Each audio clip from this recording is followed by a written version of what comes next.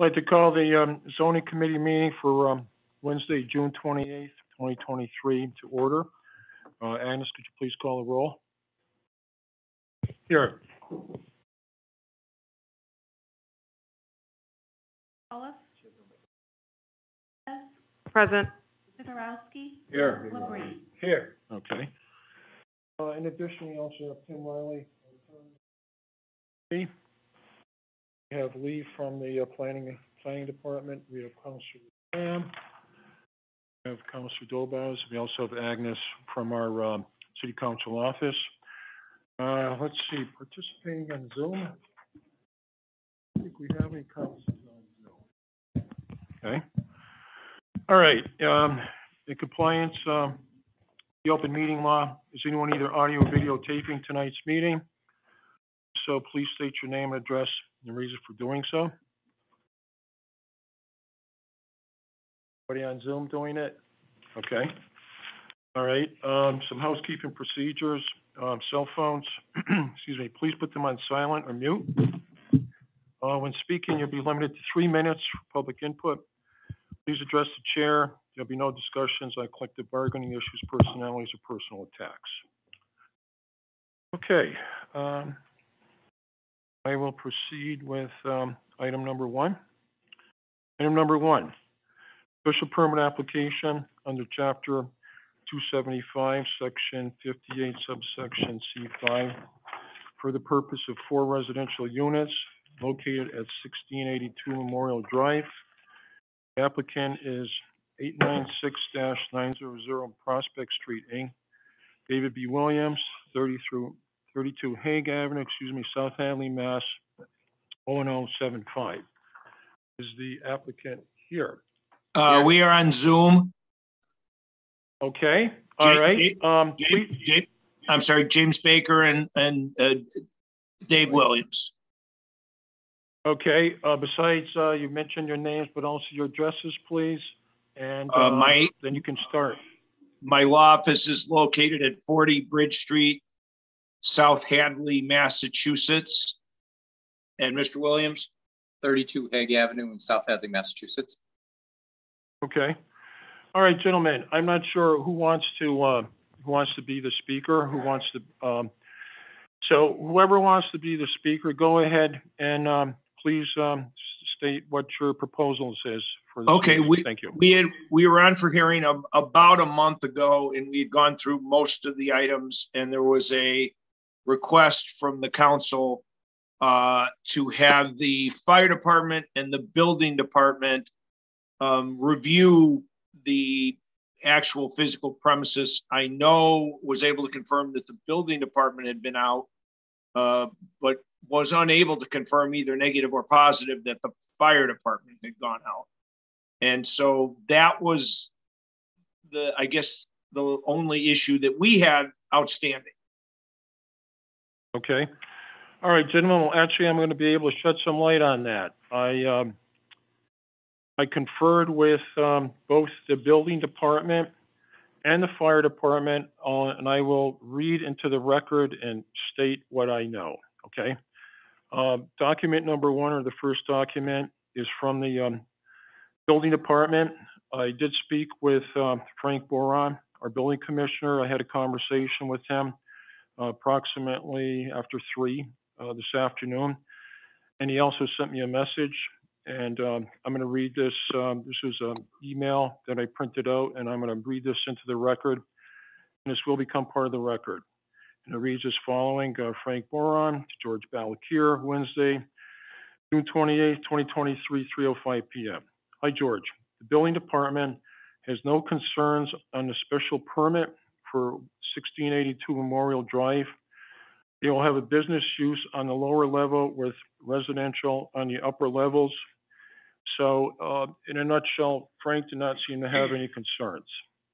All right. Now, getting back to the fire department issue, I know that was one of the requirements that we had pending from our last meeting, and I had to do some detective work this afternoon. And I spoke also with our clerk from the office, our administrative assistant, to get in touch with the fire department. So this is what I came up with. The Benjamin Turnberg, the captain, he did do an inspection recently. Fortunately, he's on vacation and there was no report. So I wasn't satisfied with that. So I in turn got in touch again, as I referenced, with our administrator in our office and asked her to reach out to the fire department. So in turn, I reached out to the fire department and Katie Collins, Captain Katie Collins Kalbaugh, called me a little bit before, probably about 4:15. No, maybe it was, no, I'm sorry. It was actually more so like 4:45. And she was appraised of the situation. And then she said I was going to go out, do an inspection. Then in turn, I heard from the chief. And Chief Samborski mentioned the same thing. He said that Katie was going to go out. So Katie went out, and I'm going to read the report that she sent to me, and she had also called me before she printed this out. So just bear with me. I'm going to read this into the record. Okay, from Captain Katie Collins to me, Wednesday, 28th, 2023, 5:04 p.m. George. I performed an inspection of the common front hallway at 1682 Memorial Drive. There were no exit signs, no emergency lighting, and a fire extinguisher was not tagged as required by 528 CMR 1.00 of the Massachusetts Comprehensive Fire Safety Code. The main hallway was partially obstructed by tenant belongings. The smoke alarms that are there are currently not compliant with 527 CMR, also known as the Commonwealth of Massachusetts Regulations 1.00. As I did not have an appointment, I did not try to see if the basement commercial space was compliant. I did knock on a tenant door to see if they would let me check the in-unit smoke and/or carbon monoxide alarms, but no one answered. Please let me know if you need additional information. Captain Katie Collins Kalbaugh, Chicopee Fire Department, Church Street, Chicopee, Mass. I did have further conversation with the captain, and she said that all the work that was required could be done in probably 2 to 3 days. So that's an issue. So it seems that we have an issue with report from the fire department that your property is not in compliance with the above aforementioned regulations. So we have a dilemma here, and I'm not sure if you folks want to say anything else before I talk to the committee on this, but it looks like we have some outstanding issues, gentlemen. Okay. I think we'll wait to hear what the committee suggests and then maybe comment from there, please. Okay, all right, okay. I don't think anybody's here on public input with this issue. Gentleman in the rear is tied up with another issue. Is everybody else on Zoom here for public input regarding 1682 Memorial Drive? Right. Counselor, do we need to formally close public input before we... Okay, I'd like a motion. Motion to close public input. Okay, and I'll second that motion to close public input. All right, Agnes, could you please take the roll on that, please? Valakir, Yes. Hushain. Yes. Piniac Costello. Yes. Lopez. Yes. Zagorowski. Yes. Labrie. Yes. Okay, all right, thank you.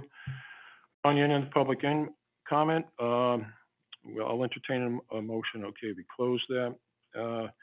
Take close. Okay, I'm going to call for a motion on the item under discussion. Motion to please. postpone to the next zoning committee meeting on, what's the date? Before we do that, No, I just want to make a couple of before, comments. right, I was going to open up for We still have to have a discussion. motion on the floor before we can talk. Yes, yes. So this is still my motion. Okay. For now, it can be superseded if we change something else. Right. But motion on the floor to open the item under discussion. I'll second that.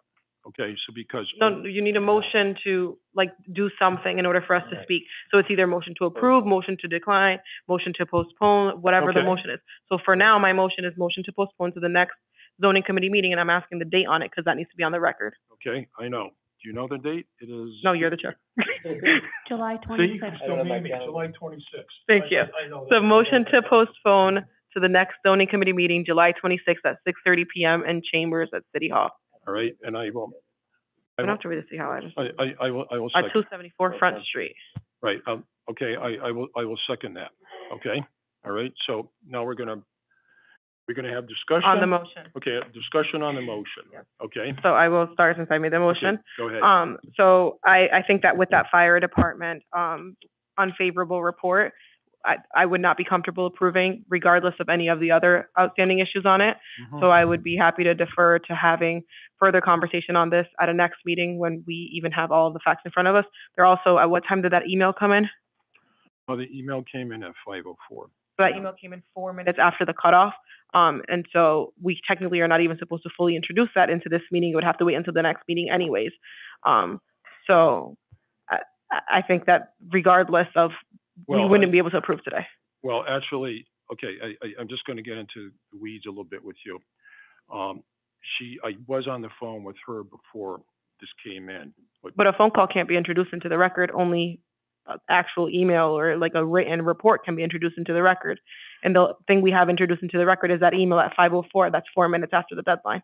if you wanna consider it, if you do wanna consider it. I mean, we have to consider a fire department's report, that's one of the things we Well, asked for, right? Well, I know, but technically it's an email, but if we want to consider it as a report, which I would like to introduce, okay? So- Yeah. So, okay, I would be comfortable with us using that email as a report. I would have no issue with that. However, it's after the deadline anyways. And so the fact that it is an email and it's timestamped 4 minutes after the deadline and it's unfavorable anyways, it doesn't make sense to me to do anything other than postpone. Unless Okay. the board felt comfortable with declining it today. Like if that was where we were headed, that would be different. But approval today would absolutely not be something I'd be comfortable no, with. I don't disagree with you, Counsel, but hold on a second. Let me just talk to Counsel for a second, okay?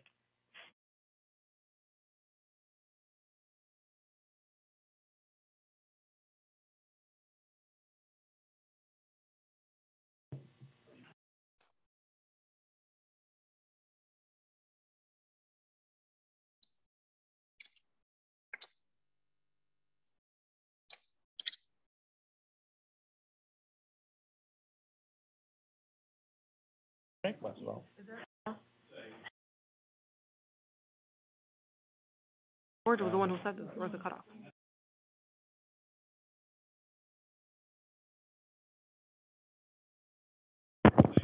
Yeah, regardless of a cutoff or not, like that's a formality, right? Like regardless, we still need to postpone because it's unfavorable fire department anyways. It's a non-issue. It's a non-issue, right? Regardless of whether there's a 5 o'clock cutoff that we're enforcing or not, or if that's just president, that's a non-issue. We still have an unfavorable fire department comment. I understand. I'm just trying to get to everything by the letter of the law, okay? But I understand, but thank you for your input. Okay, Counsel, go ahead. I would postpone it only because they haven't even been notified of the deficiencies. Mm-hmm. So the fire department needs to do an official report and send it to him in writing with the corrections, because there'll be a follow-up date to those corrections. Sure. So I know we had a month to get this done. I'm not sure why it wasn't done, but in all fairness, again, they aren't aware of, I'm going to assume they're not aware of the deficiencies. So we need to give them At least not another 30 officially. days. Yeah. Right. There's nothing in their hand telling them what they have to fix. So, and Okay. I'd like to see them do a proper inspection, so they should be contacting each other and getting that taken care of. No, absolutely, no. I think The it was, inside unit's most important. it was a courtesy because I didn't have anything. Right. I have a feeling she just ran out on her own and did it real fast, and she was probably off the clock. I knew that it was important. That's why I tried to go the extra mile. Okay. Yeah, and she went the extra mile for sure, and we thank her Yeah. for that. Oh, yeah. She didn't have to do that. Yeah. So, But she found issues even just with a quick inspection. There needs to be an actual, Right. and maybe there was, and we just don't have a full report, but Well, that's, it's just still unfavorable. right. Any other counselors before, go ahead, Counsel. Yeah, I went by the property today and, it's in a crowded area. Right across the street is CVS. Next to it is a car wash. Behind it is a lot of smaller single-family homes. It's on Prospect Street. It's on the corner of Memorial Drive. Mm-hmm. And it looks like originally it was a single-family home that I think a dentist used. So supposedly there's going to be a business on the bottom Yes. and 4 residential units on top. Mm-hmm. but I'm concerned about the square footage of the house with 5 occupied units in the Mhm. house. The business, I don't know what kind of business they're talking about. I did drive by today, there were about 6 cars there. Okay. And, they were double parked. One car was parked behind the other. Right. And, it looked like it was hard to get out of there. I wouldn't mind if this was reduced somewhat in size in regards to the 4 residential units on top. It's a crowded area. It's crowded, it seems to be a crowded house. And like I said, originally, I think it was a doctor's office or a dentist's office. And, how many units can you put on top of a house with the square footage? I don't know what the square footage of the house is, but how many units per this particular zone can you put on the top? You've got the business on the bottom. And how many units by this zone can you put on the top? Because this place is crowded. Mm-hmm. I know it's been in existence for a long time. I Right. know we're trying to correct a Right. situation that was an error, but I want to make sure if the correction is done, it doesn't impact the quality of life in that area, because it is crowded. Prospect Street is busy. They go from James Street to Prospect Street. They use that entrance and exit for CVS. CVS is right across the street. So how many can we reduce the size of the residential units to make it more, less crowded? And the parking, like I said today, was busy. And I'm not sure what's next door to it either. There Okay. seems to be a building there, but I don't know what it's used for. But it's an active place. And, it's crowded. So I just want to make sure if we can get it lower from 4 units to say 2, I think that would not impact any kind of safety issue in regards to pedestrians or traffic or public safety or quality of life. Okay, you all set, Counselor? Yeah, and the other thing I want to bring up is it looks like to the city council, the application on the property owner, there is no property owner. This would be right after the green page, item 1, right next to it. Says to the city council, and then on the second section, it says property owner, the address. No, it's an incorporation. That's not just the address. It's 896 900 Prospect Street, Inc. It's a Right. business name. That's the property owner. Okay, so the Right. property owner actually isn't an actual person. It's it's a corporation. It Yes. happens often, yes. Okay, Yes. and that's the name of the corporation? Yes. And then As the it's listed. address is where? Same as above. Its location of property is not that 896. It's at 1682 Memorial Drive. If you read the section right above, location of property, parcel ID, zoning, property owner, all of them are listed on that first page. Okay, so then on the next line, it's got 32 Hague Avenue? That's Okay, the so right address after the of the corporation, Sorry, no, that's the that's the address of the of the property corporation. owner. And Right. where is Hague Avenue? South Looks Hadley, like South Hadley, Massachusetts. Mass. Okay, should it be filled out there? It is Is. under contact of phone. It has like 3 stars. And it says South Hadley, Mass. Right Okay, next to but the should address. it be, if it says 32 Hague Avenue, we shouldn't be looking on other lines for stars. Shouldn't it be right next door? I mean, right on the line, saying 32 Hague Avenue, South Hadley? It is on the page, but maybe next time the Yeah. person could be a little more careful in filling it Right, out. right. Okay, all set, Counselor? Okay, so I'm just, requesting that if we could reduce the 4 residential. Lee, do you know, through the chair to Lee, what the square footage of that building is? Because it looks like originally it was a house. I can't speak to the total square footage of the building, but what I can tell you is under Business A, the council can authorize up to 4 residential units in a business building, which is what is being requested here. And the council did for the property to the right of this, I want to say a year ago, did something similar. It's a similar structure, and that is also 1 business unit and 4 residential units. Okay, I'm not sure, you don't know where it is, though? I'm sorry? You don't know where it is in that particular area? Said near there. It's the adjacent property to the right of this property. Okay, so, all right, I'm gonna have It's to go- another structure that looks like a single-family home, but is actually 4 units. Okay, how big are the units? I don't know. I can't answer that, and zoning doesn't speak to a maximum or a minimum size for a residential unit. That really gets into the building code and what's required to have a habitable unit. That's just not something that's answered within zoning. So I would have to contact the building department to see Yeah, how they big would. those residential units would be? That's correct. But they wouldn't seem that big. They may be studio apartments, counselor, which are generally on the smaller side anyways. But I'm not familiar enough with the building code to speak to a minimum square footage per unit. All right, thank you. Yeah, thanks, Lee. I can read this into the record. We did get a report from Lee from planning, and I'll just read this. It's quick. It says, Council Balakir, it says, property is zoned Business A. Applicant is seeking special permit to allow up to 4 residential dwelling units. Current conditions consist of a building with 4 residential units and 1 unit used as a professional office for a total of 5 units. Proposed uses are permitted in Business A by special permit, Chapter 275, Section 58, Section CU5. The 4 dwellings in a business building. Parking requirements are regulated under 275-40N1B.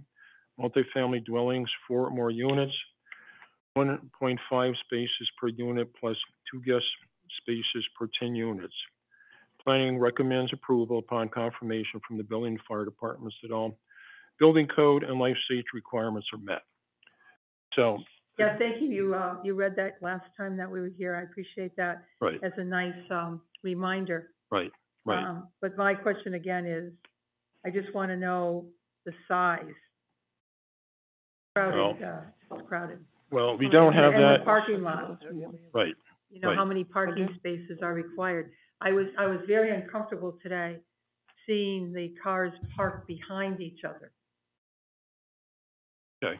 All right. All right. Thank you. Councilor, oh, I'm sorry. I'm sorry. So through the chair, just for point of information, if I remember right from the last meeting, the applicant said that a business was not really going to be a business, but more storage for maintenance supplies, things like that.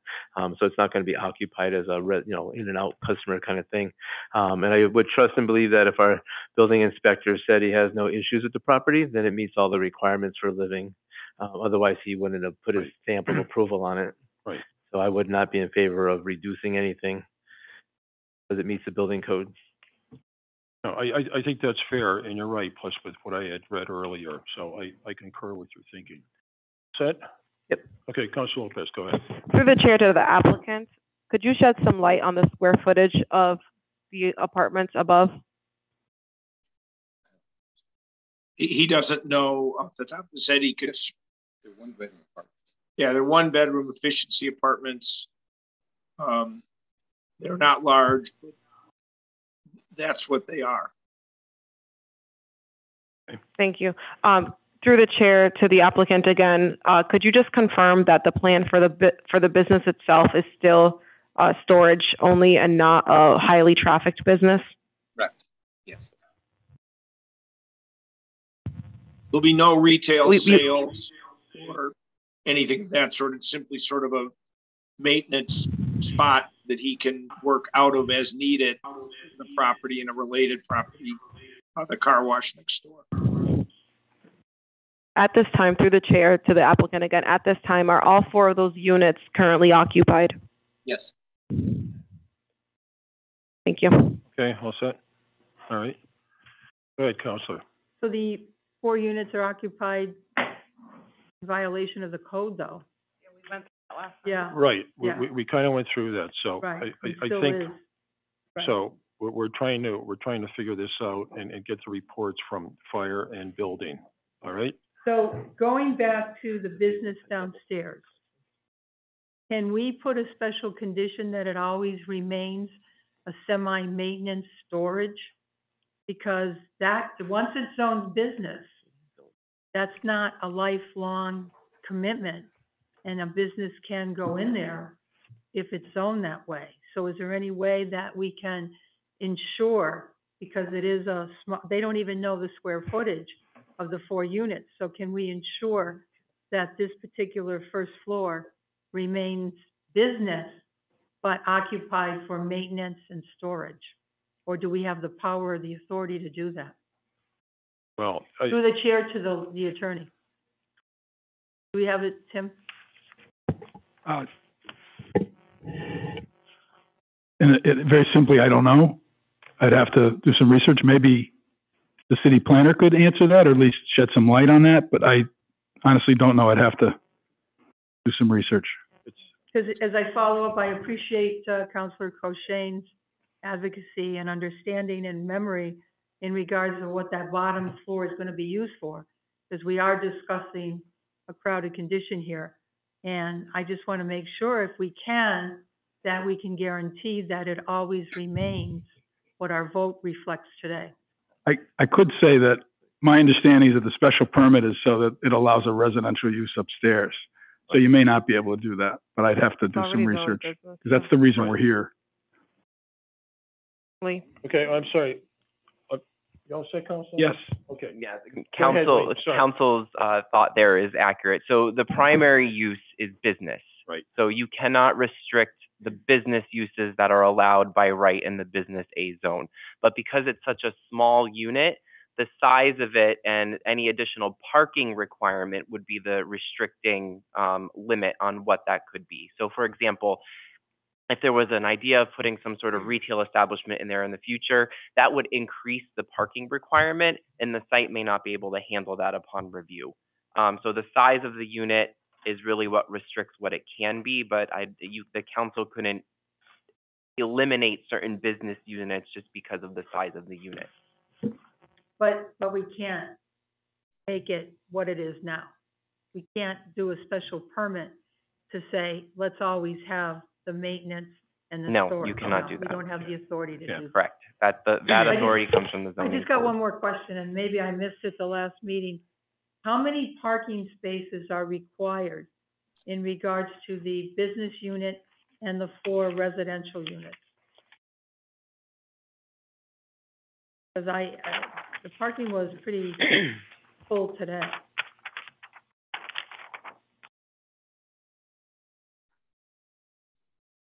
Well, in the notes from Lee today that you From just read notes in. from Lee, let me just read it. It just says parking requirements are regulated under 275-40 N1B. Multifamily dwellings, 4 or more units, 1.5 spaces per unit plus 2 guest spaces per 10 units. So that would be 6 plus 2, 8 total. Mm-hmm. So Right, 8 parking spaces. And I think, excuse me, it looked like we have 8. It looks like we have, I think, 8 here on the schematic drawing. Okay, so it looks like they are in compliance. There's only 8 on the schematic drawing? 1, 2, 3, 4. It's another set of 4 across right there. Yep. Well, then that only meets the requirements of the residential dwelling. Does there have to be additional parking spaces for the business?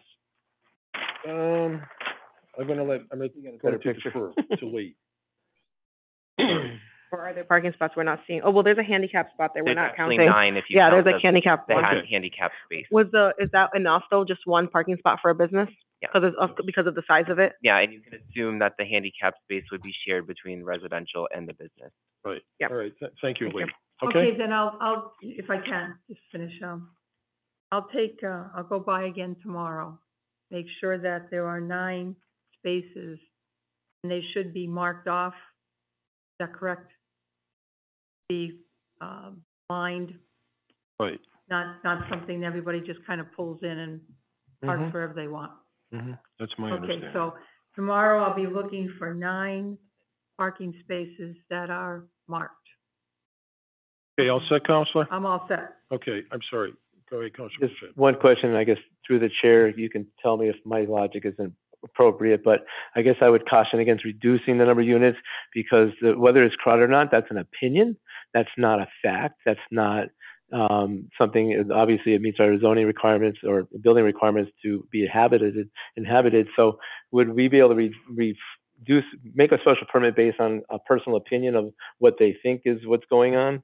I just don't think that would hold up in court if I was the other person saying that to me it's not crowded, to them it's crowded. So, it doesn't, to me it's an opinion. It's not really, something that would hold up in court if they wanted to fight us on the fact that we reduced our 4 to 2 because I feel it's crowded. That's subjective. So, Well, Can we do that, Attorney Riley? No, Do we always have because to I go got by the the floor. letter of the law? I got the floor. Yeah. Yeah. yeah, So- I think you need to go by the expert opinions that you have. Right. The building And you should department. stick to those. Not that I want to tell this body what to do, but I think you should stick to that. If the building commissioner came in and said, hey, there's only 2 units you can do here, then I'd say you'd have a leg to stand on. Yeah. So to speak. Yeah. Because we all have different opinions about things, but they could challenge it. I think they have a likelihood of prevailing as long as it's legal, as long as the building commissioner and the fire department say it's okay. Building.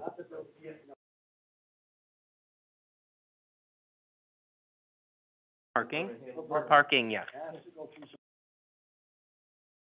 All right, okay, thanks, Counselor. Okay, all right, so, I think we've reached the point, the motion was to postpone to the call of the chair, I'd like to call the motion back on the floor, okay? All right, which is a motion to postpone to the next meeting, Okay. July 28th, here at Chambers, July 26th at 6:30 p.m.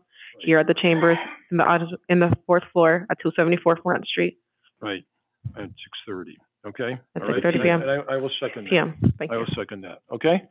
All right, that was some work, but I If I think could we just got- say something, so if this motion passes, I would just advise the applicant and his attorney, we're going to have to extend this as a special permit, so we have to extend it another at least 30 days, if not 60 days, so that, because the permit, we only have so much time, and then it expires, the application, so we'll need to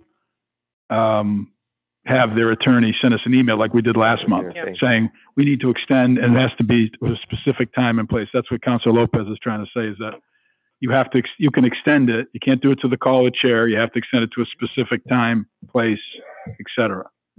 So the applicant would have to do a 60-day extension, and note to the applicant that if you don't send an email asking for the extension, what's likely going to happen, because it's a special permit, if we don't act on it, it automatically gets approved. So we would have to actually deny it, and then you'd have to go through applying all again. So rather than having to do all that, just send an email to the city council office asking for a 60-day extension on the item, and we will vote on the extension. Obviously, we'll approve the extension because we're asking to postpone it on your behalf, and then we'll postpone it to the next meeting. Well, if we're gonna do a 60-day extension, it'd be August, and that's probably better to do 60 than 30. Yeah, we said 60. Well, July is 30. No, 30 is for us to postpone it to the 30 60-day days. extension, the 60 days would be the next meeting. No, 60-day extension, 30 days to the next meeting, because all we need to figure out right now is the fire department. We don't need to wait 60 days for the next And he doesn't meeting. need a 60-day We extension. do he need a 60-day 30-day extension, because if something happens, then we don't need to extend it again. We do need this. This is what customarily we do for something like this. We ask for 60 days to give ourselves time so that we don't have to automatically deny it. Well, the other issue too is, guys, now that 4th of July vacation season is coming Right, I upon was us going too. to August to give them enough time. Because as I mentioned in my earlier remarks, that Captain Collins had mentioned that this would probably take 2 to 3 days, in her professional opinion, for them to do all the work that's required, and the part of the unit she wasn't able to inspect. Right, So so that there could be could more be work. additional things. So there's some work that needs to be done here. All right. Okay. Mr. Chair, if I could say one more thing, you may want to ask the applicant, if they're okay with that, or at least maybe take their temperature We on that. have no objection before you to vote. whatever date certain. What I would like to do, and I know you have other matters this evening, state one other thing for the record, but also we're happy to maybe coordinate ourselves with the fire department if we could get their list and set up a time for them to get into the units, and so we can have the inspection done as soon as practical for everybody. And then you guys will have it, the council will have it, whether it's 30 days, we'll ask for 60 to a date certain if you have the following date in August, probably. I can send that email to Agnes or the chairperson in the morning. But I'd also wonder if we could implement some, and maybe it's a matter of us just calling the captain at the fire department, if that's the best method. And it may be better, if I could say one more thing, Mr. Chairman. I Go know ahead. we're trying to give them 60 days to give them time, but it may be just, if we're going to 30 days, you might as well just make the extension for 30 days to the specific time, because I think it'd be more uniform if Attorney Baker requests an extension to the date that you guys extend to, so that everything matches. And we can always Right. extend again if we have to. I That way agree. it just all stays together. I understand you want to give them 60 days. That's great to give them time, but maybe we should just keep everything the same. All right. Just a suggestion. No, that's good. That's good. So through council, then we'll go back to, My motion's still the motion because it's 30 days, Right, and motion. then they just have to ask for a 30-day extension. right, okay, all right. I just have one more question to the We've done it applicant, if I may. They've done that. They always match. If it's relevant, Yeah, it is.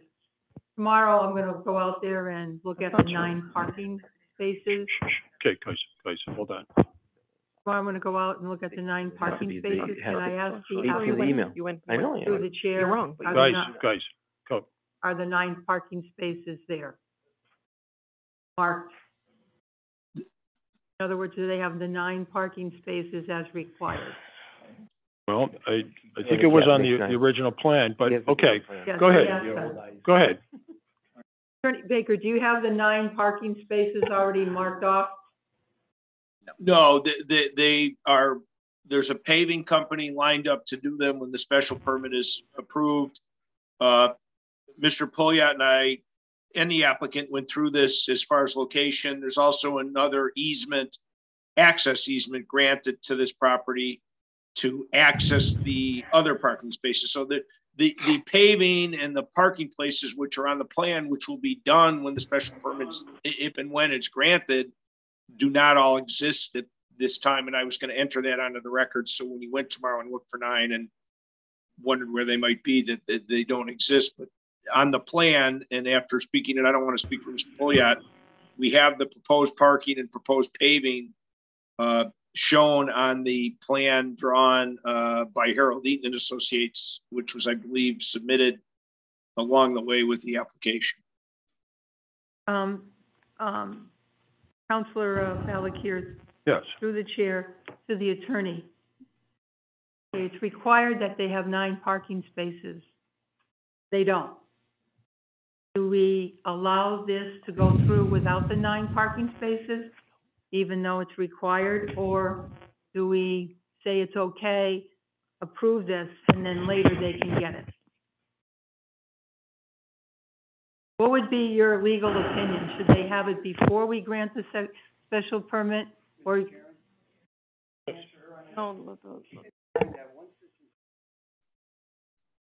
Is that addressed to me or Attorney Riley? right. But also, businesses usually don't have parking spaces lined up until after a permit is granted anyways. So Right. the whole point of rectifying this is Well, I to agree give them with a... that, but this isn't only business, these are 4 residential units that people will be using. Even when plus you you've build got a gas. home, you don't build a driveway without having a permit for it. Like, Right, so I think we could table that, Counselor, at this point, because we're looking at something that's not as involved as what we're trying to look at this point, and it's gonna create problems. Mr. Well, Chair, Only for the record, I went by there today and I was concerned in regards to traffic safety. All right, thank you, duly noted. Mr. Chair, you can make a special permit conditional. You can put conditions and they can fulfill them. As Councilor Lopez said, you can fulfill them later. Right. And then as Councilor Laflamme said, it's a permit. You can bring them back in. You're not compliant. Right. Fix it or revocation. If I could say one other thing, Agnes reminded me that the next city council meeting is July 6th, then there's an August 1st city council meeting. That's why we did it for 60 days. So Councilor Lopez is right. We should do the extension for 60 days because we're going to have another meeting at the end of July here for this committee. And then you're going to have an August 1st council meeting. So we've got 2 more meetings. We've got to get through the committee meeting.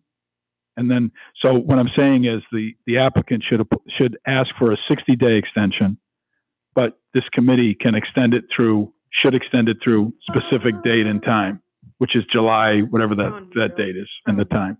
Does that make sense? It does make a lot of sense. Okay. So then getting back to Around me. postpone, so does this mean then for the July 26th meeting, we're not going to discuss this? So, no, we can discuss it, and then you can forward it to the council for approval. So this body, the committee, should table it to a specific date and time. And then Attorney Baker, at the same time, tomorrow morning, should send me and Agnes and everyone else that's involved a request like he did last month for 60 days, so that that city council meeting is in that 60 days. So, because he's got to get through the city council as well. So we're tabling this until the July meeting. Yes. Yes.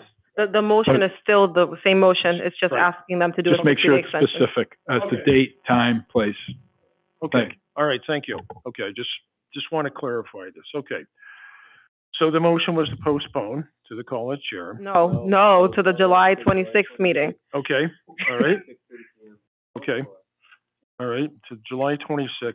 July Okay. 26th at 6:30 p.m. in Chambers, Okay. 4th floor at 274 Front Street. Yes, that was the Okay. motion on the floor. All right. And I think okay. that is a helpful motion because not only do we have that fire department report, but it also gives Counselor Costello time to go and look and address Mhm. any of the other concerns that she may have. Right, So, right, and then and when, if we issue a special permit, we could put those conditions in. at that exactly, point. yes. So that. Which is that- easy enough. We do that with other special permits. We Correct. can make sure that they have a Correct. certain amount of parking spots. Okay, all right, I think, does anybody else have any more comments before we ask Agnes to, do the roll?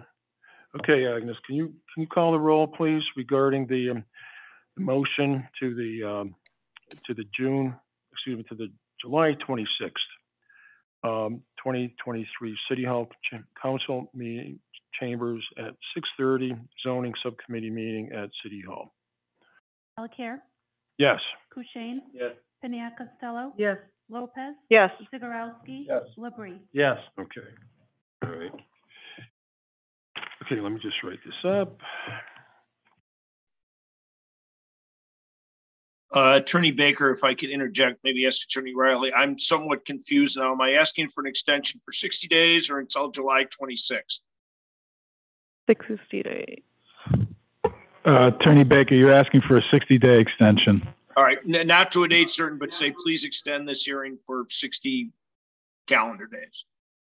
60 days, and then yes, and the committee, so you've got another hearing in July at the date that they Right, July picked and the 26th. time. So that's your next hearing, but you extended it beyond that because we've got to get you, understood. I If you- understand. if you- if I you're- know Agnes is probably sick Okay. of me emailing her, so I was trying to limit this to 1 or 2 rather than 6.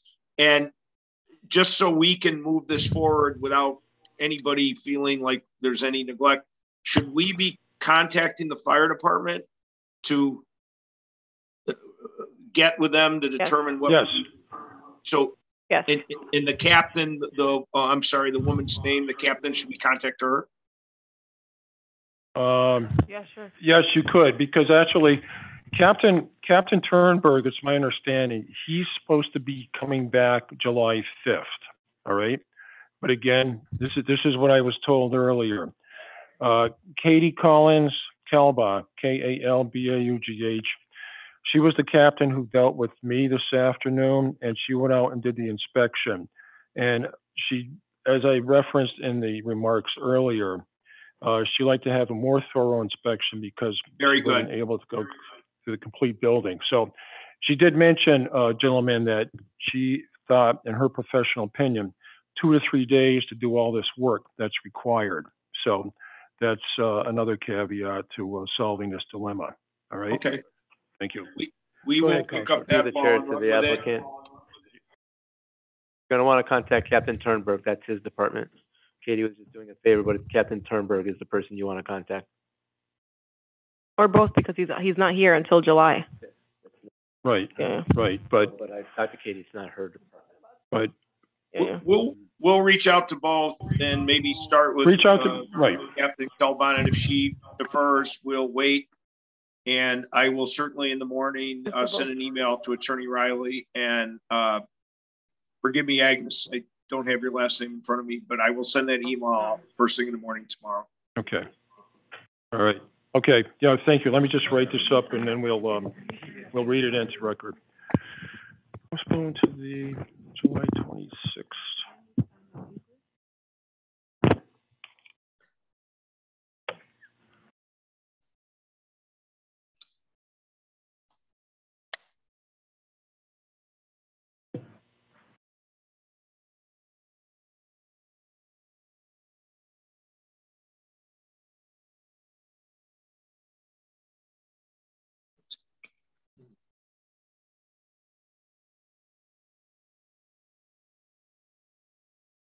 Yeah.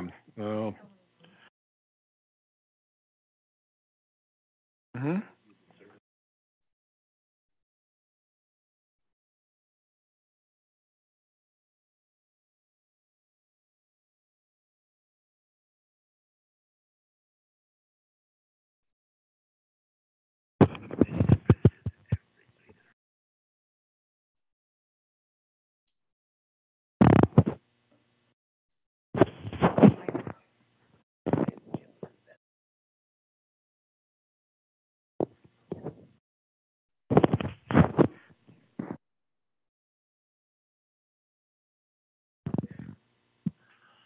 Okay, here you go.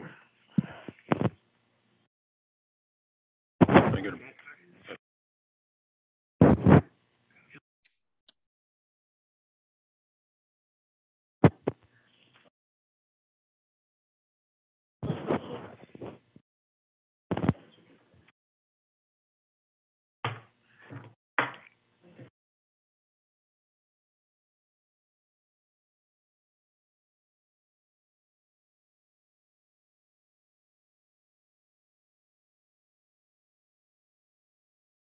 Thank you, Gary.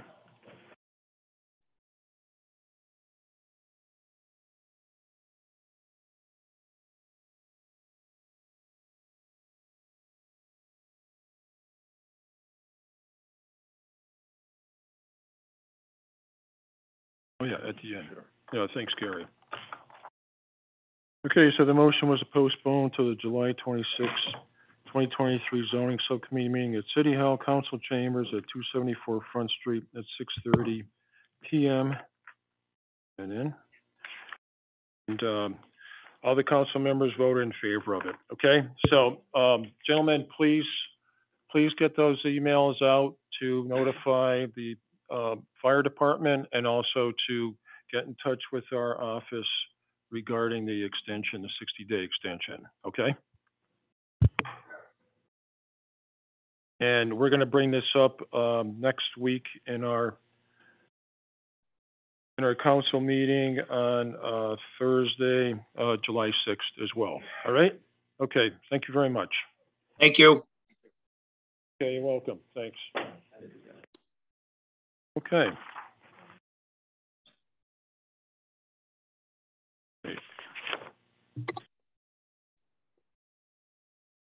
Okay. Item number 2.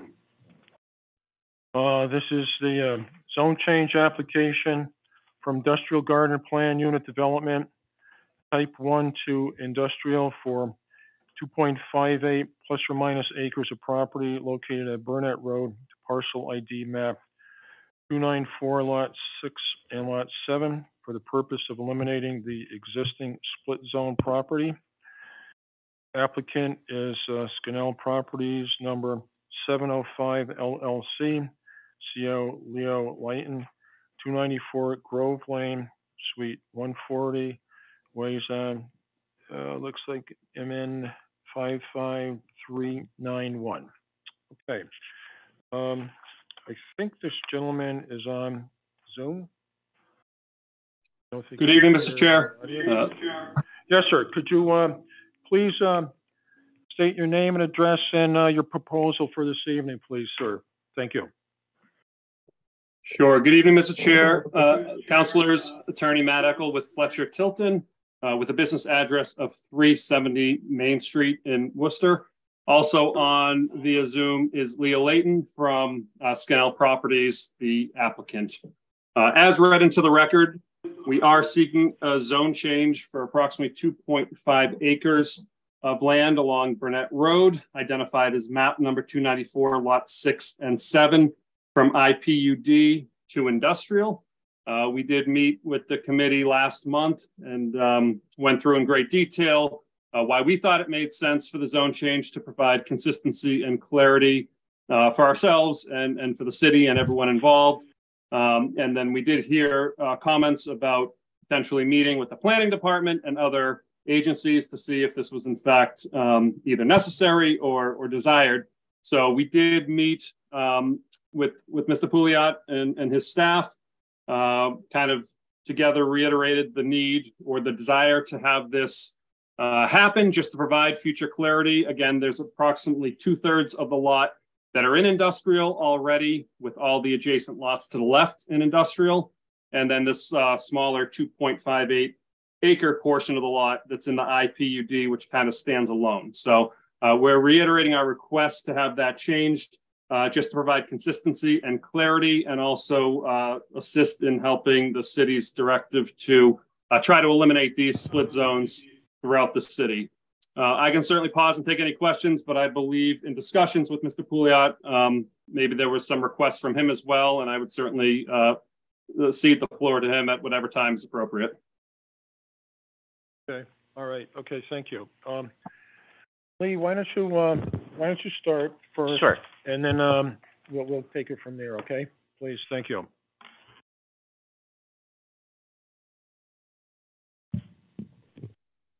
After.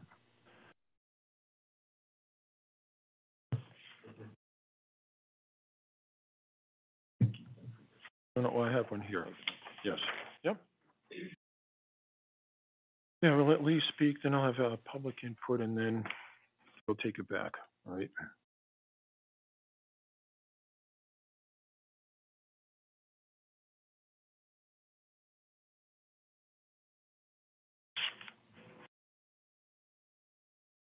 So I'm thankful to have the opportunity to talk a little bit about this one tonight. I apologize for not being available at the last hearing on this one.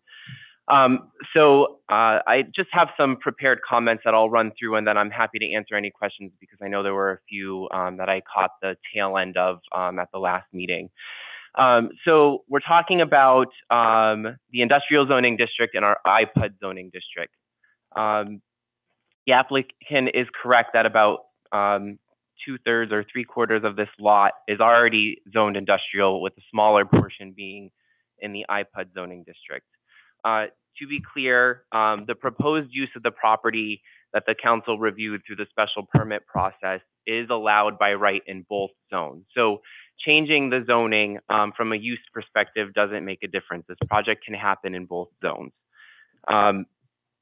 If anything happens as the site plans develop for this and start the review that is inconsistent with the conditions the council placed on the special permit, and that required addressing, the applicant would have to come back before the city council to modify their special permit.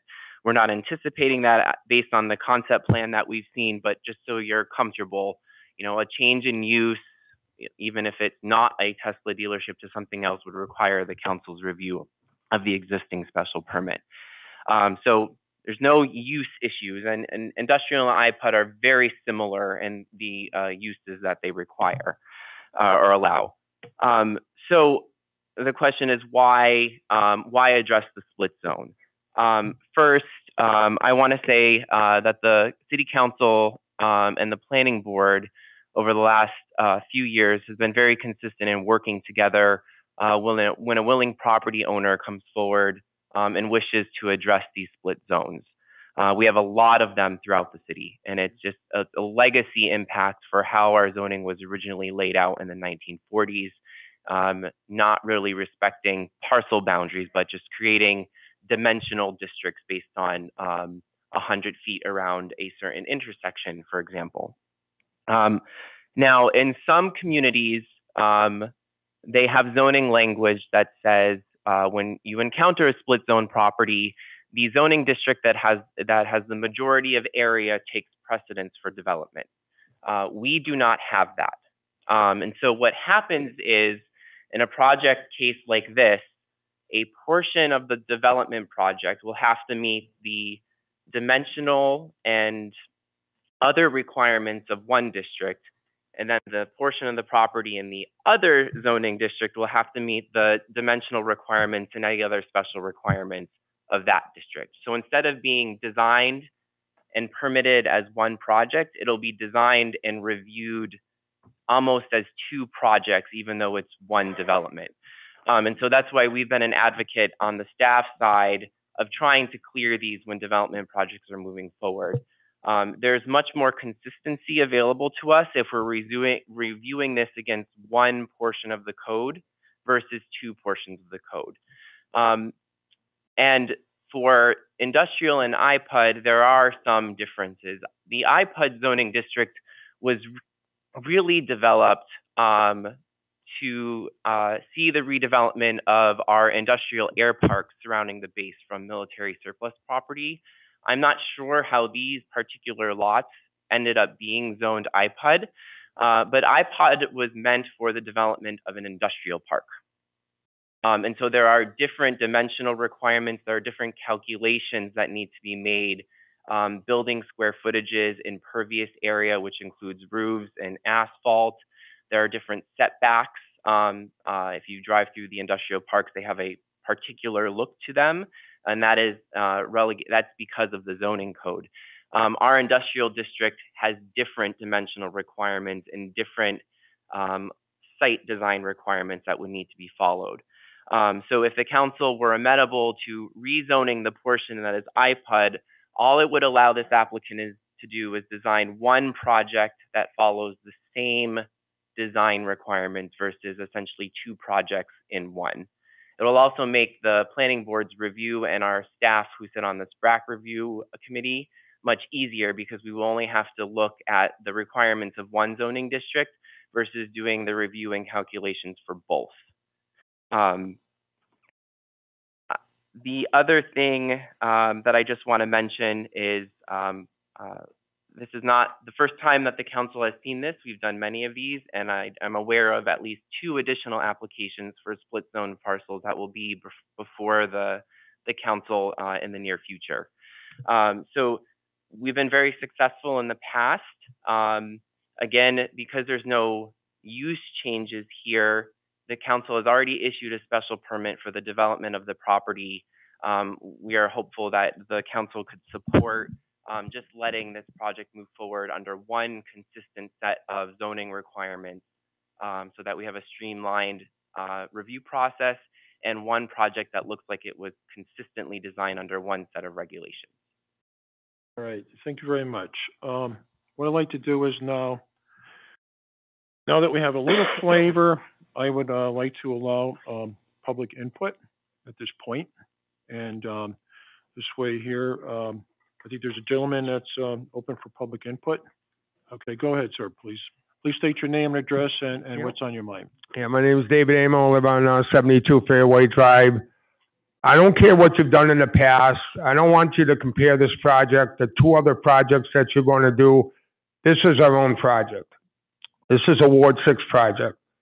And to be very transparent to the applicant, you told us at this meeting that you were going to come here and tell us where the setbacks were going to be and what was going to make a difference, why you couldn't do it on both projects, you know, both zones versus one or the other. You haven't done that. As far as I'm concerned, you've done 0 from the past meeting to this meeting. That's insulting to me, and that's insulting to the residents of Ward 6, and it's insulting to these people in front of you that are going to be voting on this. You're not being transparent.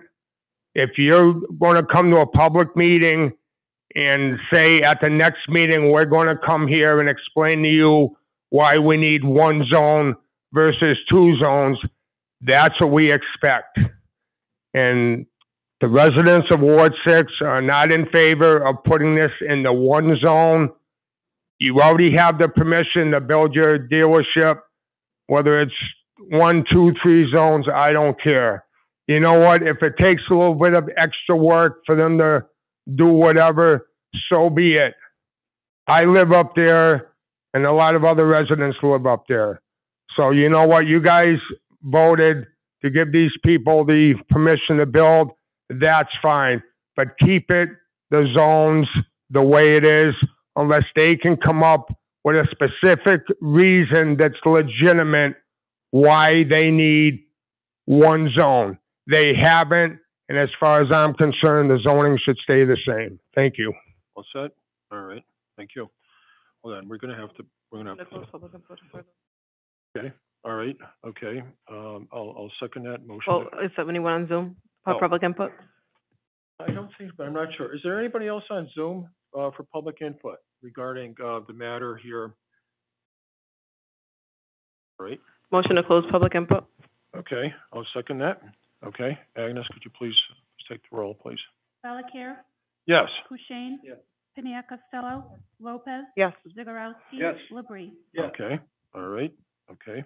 Public input is closed, but I see that, the Ward 6 counselor is here. Counselor Dobas, go ahead, sir. Thank you. I'll be brief. I know it's a long meeting. Just before I start my comments, Lee, it says like, according to this plan that you gave me, that it's showing the city-owned Burnett Road land as industrial, as IPUD, but on the city website, it shows up as residential A. So that's just something that I'll be questioning privately. I just so you know, and the city website says that's residential A. This, just to be clear, Counselor, this is from our GIS website, so that is in fact accurate. The city-owned parcel is currently zone IPUD, and then one portion, the next lot over, you can see that sort of gray line in a reverse L. There's another parcel that I believe that is part of the state park that is also IPUD before the residential starts, and most of the state park is zoned residential A. Thank you. I'll ask you about it privately, but in terms of this specifically, I agree with the public input. You know, at the last meeting, I had asked the applicant, you know, to take a month and give us specific reasons why we should approve the zone change. You know, would it affect the driveway, the parking lot, the building? Would it affect outside storage? What would be the reason why we should pass the zone change, right? Just to reiterate, in case there's a member of the public that's going to watch this or something in the media, I don't support passing a blank zone change just for the sake of fixing a split zone, because then it would allow the applicant to potentially do a bait and switch, if not now, down the line, right? Where the industrial zone change, you could build essentially anything, you know, as compared to the iPUD. So, you know, that's why there's a lot of hesitancy, excuse me, for myself and the neighbors, because, you know, we support the Tesla project and what they're doing, and we appreciate them working with us, but we don't want to bait and switch down the line, right? We don't want some kind of factory or something, and then the residents would have almost no say. The planner mentioned the Burnett Road permitting process, right? But I'm not even sure if that's going to pass again. It's controversial, right? It's going to be a close vote this year. I don't know if it's going to pass. So I'm not counting on that as a reason to pass the split zone tonight. I'm not satisfied at this time to pass the zone change. I understand it's the will of the committee, but I asked at the last meeting a month ago for them to provide specific reasons for us to pass the split zone change. You know, how would it affect the plans? And they haven't been able to do that. And so, you know, I don't want to be responsible for a bait and switch down the line. So I can't support this tonight. I would vote no when this goes to the full council. Thank you. Okay, all set, Counselor? Lopez.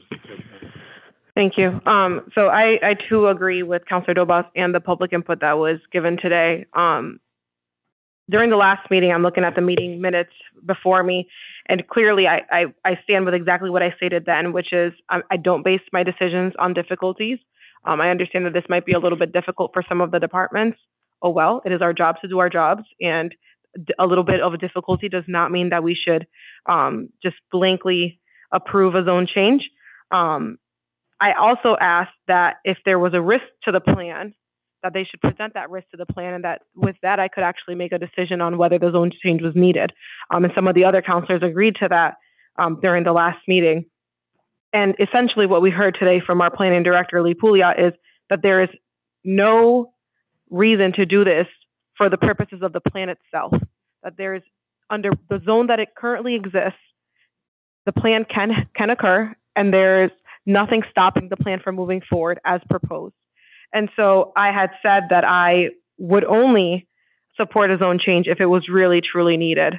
And that has, at least for me, that has not been met. There's no need because there's no risk to the plan. I think that the resident concerns and the counselor concerns are valid. I still stand by that. And no information has been provided to me today that makes me feel like this zone change is needed. In fact, on the contrary, the reasons that are given are not a reason to tell me that it's needed at all.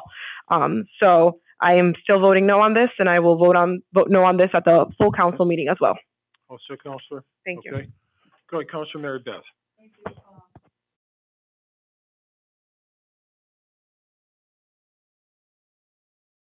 Oh, sorry about that. Oh, I'm sorry. Yeah, we have to share Thank you. We discussed this before. The resident is here. He's a resident of the area. There's a lot of concern, and I agree with Councilor Dobas in regards to what he has said. The residents in this area have been under a great deal of stress in regards to development. So if the zone change isn't needed, then there's no sense of going in that direction, especially if you have residential concern in an area that has been very compromised in regards to traffic and other public safety issues. Thank you. Okay. Oh, I do want to add that there was a report in here, and this is from the planning board recommendation. Okay, they're also involved with zone changes, and I read this into the record the last time, and I'll read it in again. This is regarding Burnett Road, Assessor's Map 294, Parcel 6 and 7, File 23-3001. Chicopee Planning Board held public hearings on Thursday, April 6, 2023. Purpose of the hearings was to consider a zone change from IPUD Type 1 to industrial for 2.58 plus or minus acres of land on Burnett Road, Assessor Map 294, Parcels 6 and 7, for the purpose of creating a consistently zoned property and eliminating a split zone property. Applicant was Canal Properties, number 705 Covaleo Layton, 294 Grove Lane, Suite 140, Wayside, Minnesota 55391. And the planning board approved of this, and it was unanimous. So this is another body that also makes decisions with regarding zone changes. So it's the planning board, and it's also zoning, and they approved in favor. So I wanted to bring this out. I want to bring this out because I did bring it out the last time, but again, we're having discussion here, and I see this document, so I want to read this into the record again. Just so that we have a motion on the floor while we are having discussion, I want to make a motion to deny, please. All right, you're making motion to deny. Okay, I can second that regarding discussion. Okay, so Yeah, you're seconding it, and then we keep having discussion, yeah. yes, discussion. Okay, so that's on the floor. Okay, Councilor LaPree, go ahead. Okay, through the chair to Lee Pliat. Lee, I know the setbacks are different in the iPod zone. Would it affect the looks of the building? Or am I reading the map wrong? Is this in the back of the building? I know the setbacks are different for both zones. Yeah, there are different side yard setbacks. So if this property will likely be addressed Burnett Road. So the parcel line hitting the green parcels would be a side yard. And then the parcel line hitting the gray, that is the undeveloped right-of-way on the left side of the map, would also be a side yard. And the rear yard would be what's abutting the industrial garden plan unit development type 1 language above. So would the building still be, aesthetically pleasing? Or would they have to make some changes where there would be some zigs and zags in it, or There may be a situation where there's dimensional requirements that require shifting to meet the portion of the building that's going to be in the iPod zone versus the portion of the building that's going to be in the industrial zone. We don't know that yet because we haven't started site plan review. You know, so and I'm not really sure what the bait and switch is about. I know what bait is and switch is, but I don't understand how they could do something there if we zone it all industrial. I can speak to those uses, Counselor. So just directly from our zoning code language, industrial districts are by right or permitted uses that are allowed in industrial districts, or anything that we allow in Business A and Business B districts, in addition to accessory uses. The by right uses in the IPUD district are as follows. Permitted uses. The following uses will be permitted in industrial planned unit development. Industrial uses except for those described in industrial districts by special permit. So they're identical. The uses are the same. So there's no possibility of bringing in something less amenable because the districts allow for the same development. The only difference is the zoning and dimensional requirements. And when we're talking about a significant investment like this, we would like some consistency across the site versus some arbitrary line for where the zoning districts fall. That's really what we're trying to solve for. Okay, thank you. You all set, Council? All set. Okay. Go ahead, Councilor Flynn. I'd like to hear from the Here, applicant. go ahead. Can you just speak to that? The applicant hasn't submitted any reason. I'd like to hear from them on that. Shed any light on that, right? Gentlemen, thank you. Could you shed some light on why you want this zone change, please, for the council, please? I'm sorry, I didn't hear the specific request about what was asked to be submitted, but why we're seeking this zone change is one, to be a partner with the city in terms of their initiative to eliminate these split zones and also provide our entire team, our architects, our engineers, et cetera, clarity and consistency on what zoning will be kind of judged by and held to a standard to. By providing that consistency, we'll know going into site plan review that we comply with things that won't be kind of subject to interpretation. If a building needs to be shifted or the parking needs to shift slightly to, accommodate fire access, whatever that might be, we just want to have kind of a level playing field and one set of guidelines that guide us. As Mr. Pouliot mentioned, as I tried to explain last month, maybe not very well, but the bait and switch concept doesn't really apply because the uses are the same in either district. We're not changing or seeking a zone change to sneak in another use because they overlap. They're the same allowed uses. So we wouldn't need a zone change if we were planning to do something else in the future.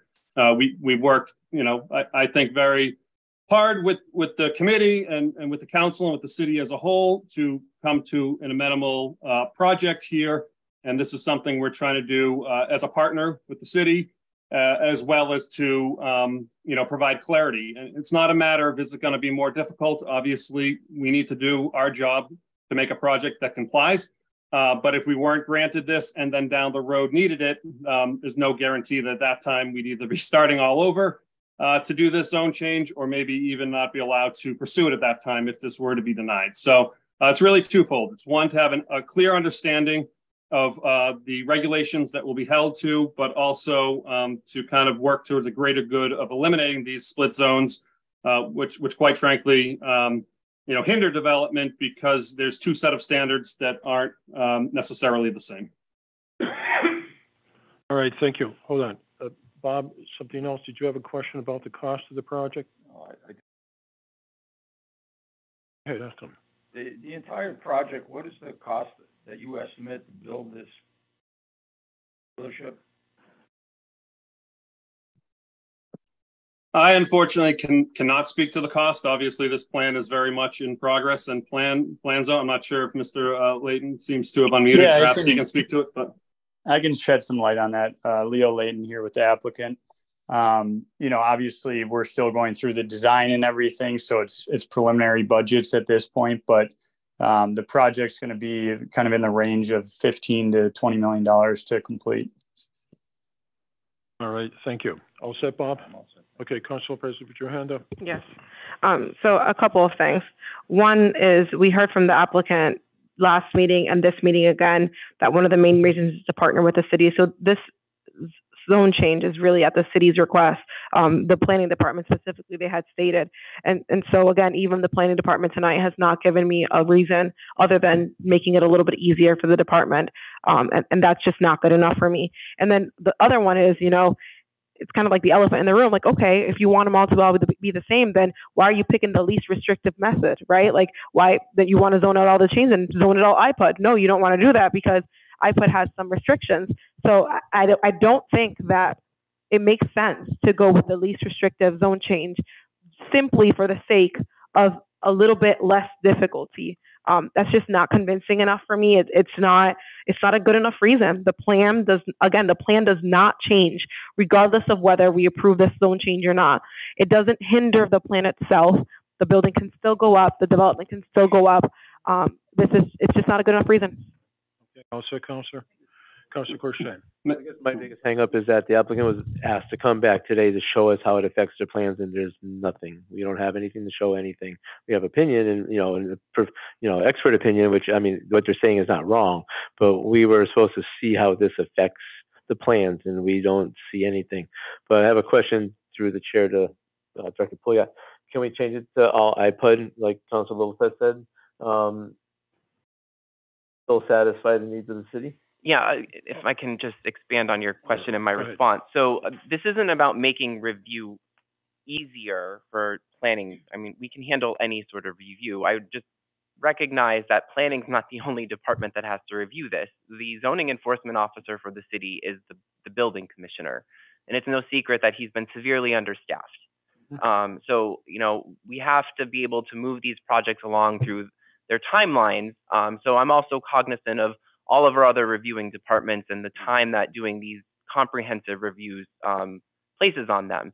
Reviewing a project consistently against one set of regulations is simply more efficient. And as for, you know, picking or choosing the appropriate zone, the only reason to consider industrial is because there's already a very large industrial district there. As a matter of fact, the iPod district, the portion of this lot, the triangular lot, and the two parcels to the north, the one city owned and the one that is part of the state park, I believe, is smaller than the 2 blocks to the west. We generally would always try to make an existing district expand and get rid of nefarious districts. We know that the property to the north is never going to be developed. So we would probably look to get rid of that zoning anyways. And we, you know, business B wouldn't make sense because it's already a smaller district than the industrial district. So we're looking for larger scale land use consistency when we recommend or consider zone changes. And that's the only reason to consider industrial. And I would say, just to clarify, it's not that iPod has a different set of restrictions. It has different design standards. So, you know, just imagine if you're going to a ballpark and half of it sits in one district and half of it sits in another, and you have dimensional requirements and landscaping requirements that are different. It still has to be there. It's still a requirement, but it's going to look different versus it being one consistent, thought out project that's consistent from parcel line to parcel line. That's all this really is. Can you explain to me?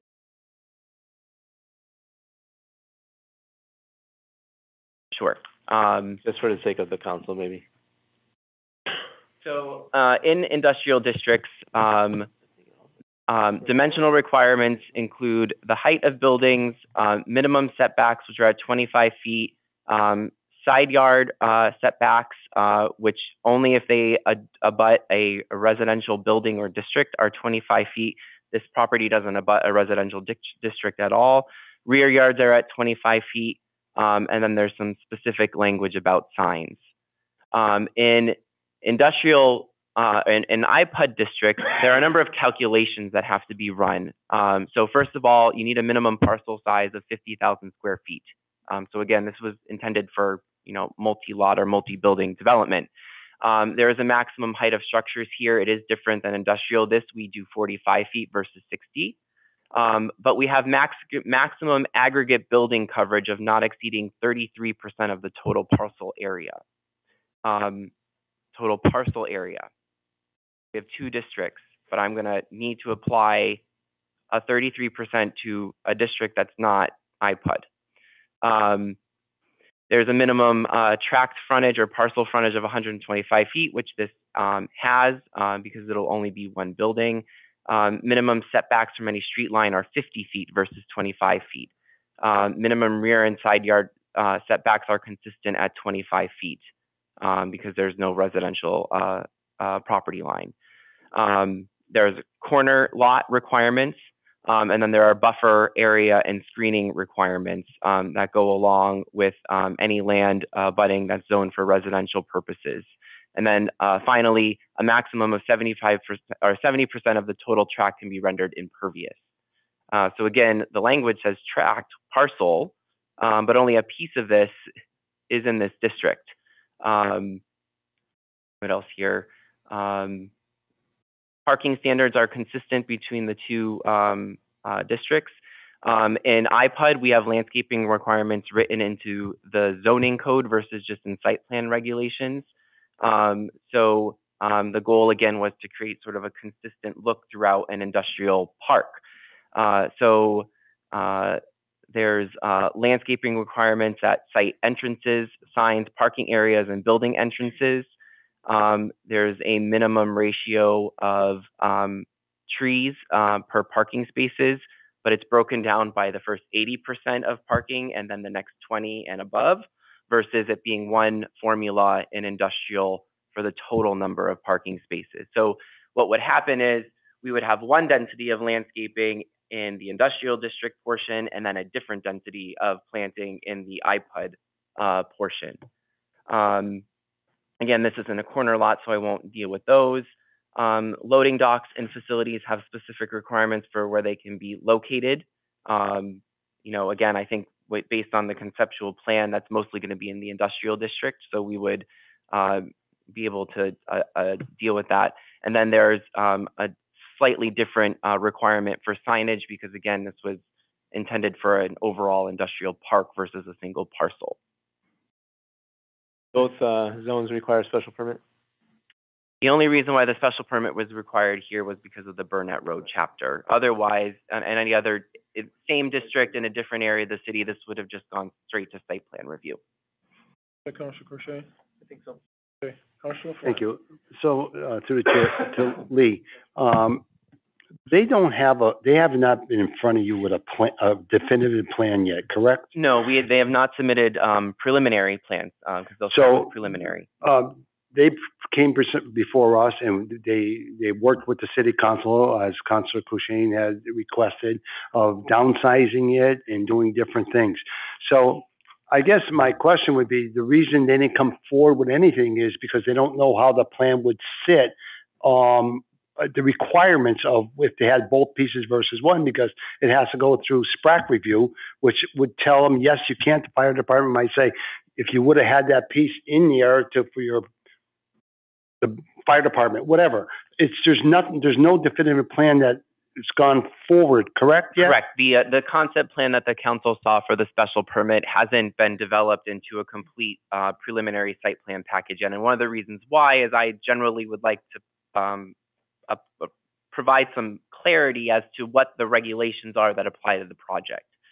So again, if the council is amenable to the zone change, and I can go back to the applicant and say, you are following the industrial regulations and the site plan regulations.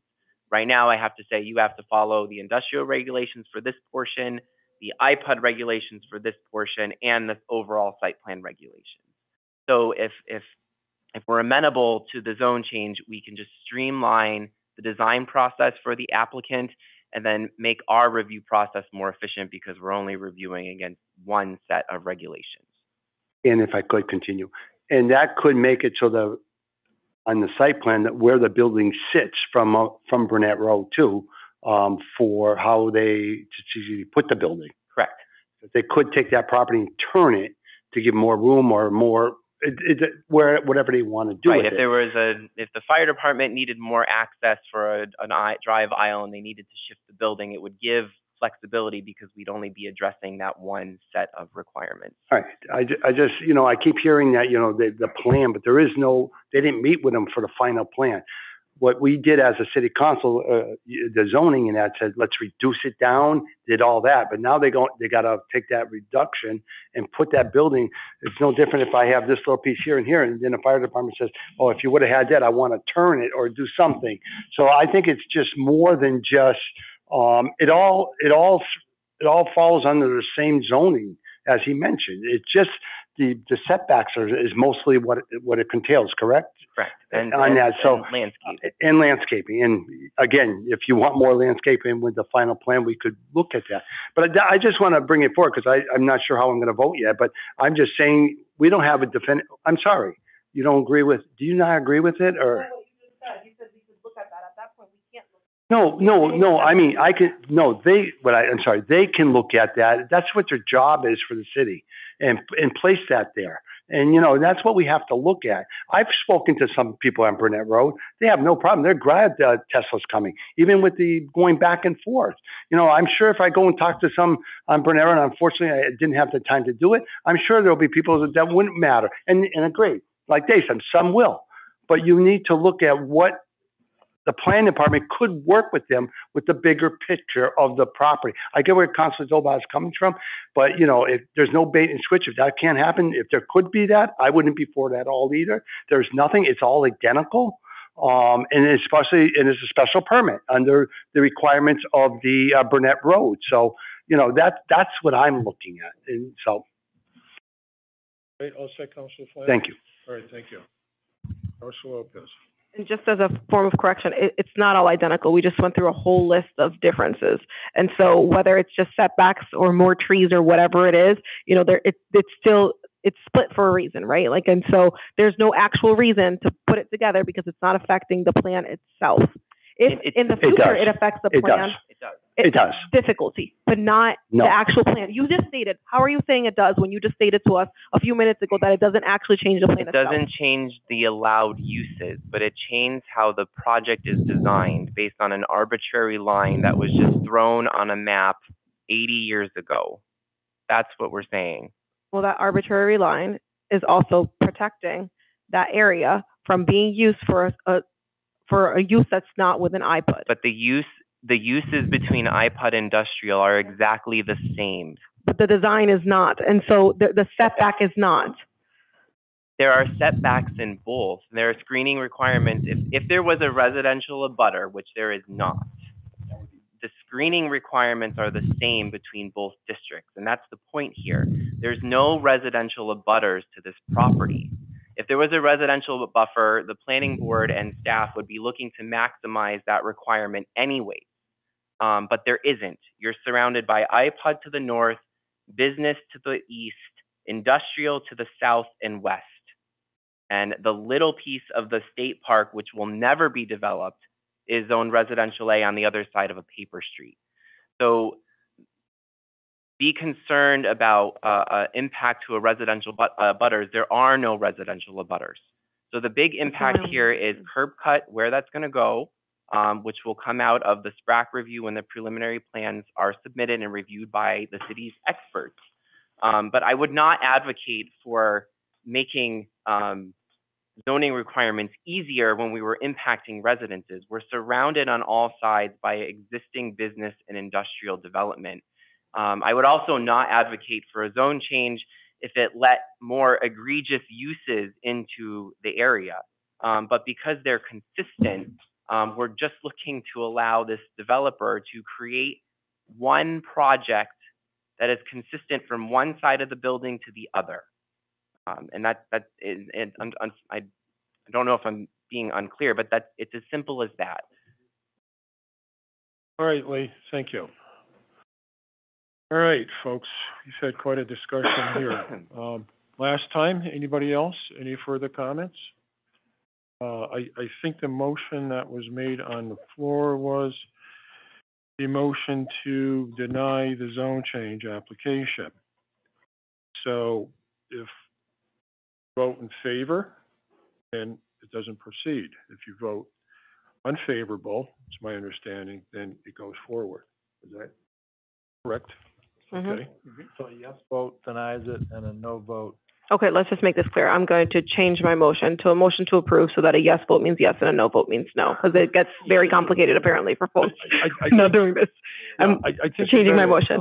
I think, and I'll second that, Council. I think that clears it, because in people's minds, not only for Very this, hard to follow yes and no, yes. not only for this subcommittee, Yes, the full when council we- has an issue with this too. I understand. when we go back to, our regular meeting next week, depending which way we're going, yes, that would be complicated. Okay, so there's nobody else on Zoom, all right? Okay, Close public input. all right. We already did. Yes is yes, no is no. I want to hear from the chairman. Yes, okay. All right, thank you. A motion to approve the zone change, so that means yes. Okay, but if you vote no, then it's against it, it would be no, all right? Okay, all right, so, all right. Through the chair. I just want to say one more thing, Councilor Hess. I think Lee explained things very well for us in that I have another this, question for Lee. where this property, the proposed project is, there's really no impact on residents. There's no residential properties there. So, because I think zoning, that would have been, in my opinion, that would have been a real problem. So I think that's helpful for us as counselors. Okay, all right. Go ahead. You had a Through the comment? chair, yeah, I have a question for Lee. Does a different setback requirement or a zone change affect traffic in any way?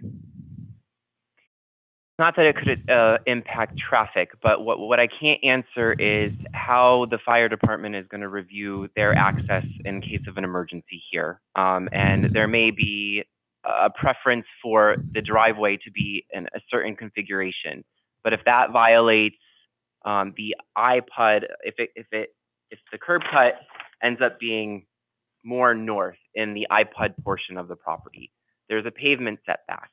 But if that's the fire department's preference, but it's a zoning violation, we wouldn't be able to design and have that approved by the planning board. So it would have a real consequence for layout and operations, particularly if there was a preference on the fire department, which I can't speak to directly yet because we don't know, because we haven't started that review. But yes, those dimensional requirements could have an impact if any of our reviewing departments had a particular preference for how they would respond to an issue there.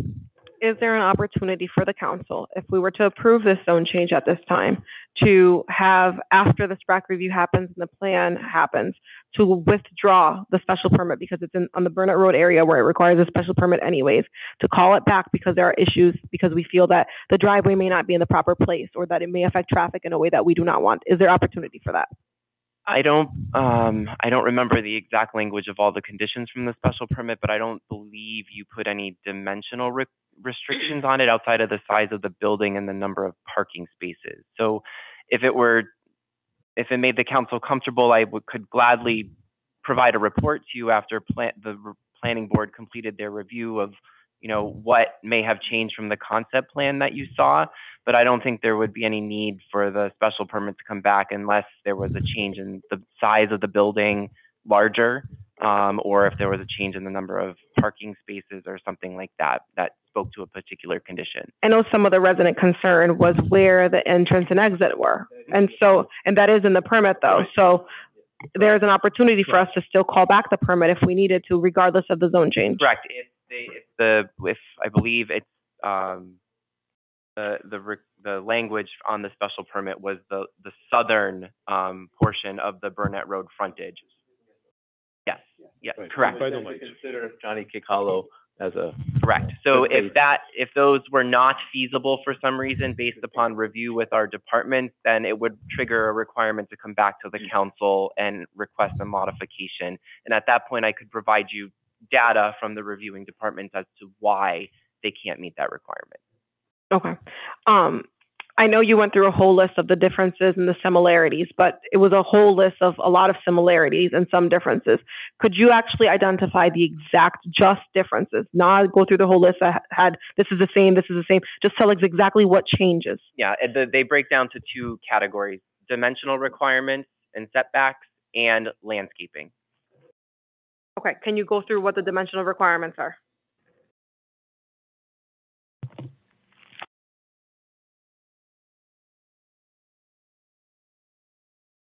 All right, dimensional requirements in industrial. Height of building is 60 feet.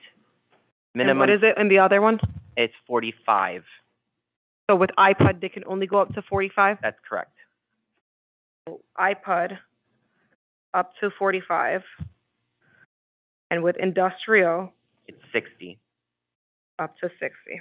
Okay, keep going. Okay. Thank you. The minimum front setback in industrial is 25. The minimum setback in iPod is 50.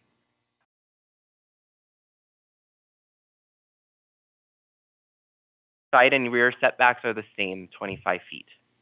Differences only, so that we don't get confused. Landscaping, so under industrial, the landscaping requirements defer to the site plan regulations, which is two shade trees for every 10 parking spaces. In iPod, there's an entire section on landscaping, so we'll go through that. So just for, we'll call it landscaping, which is our tree requirement.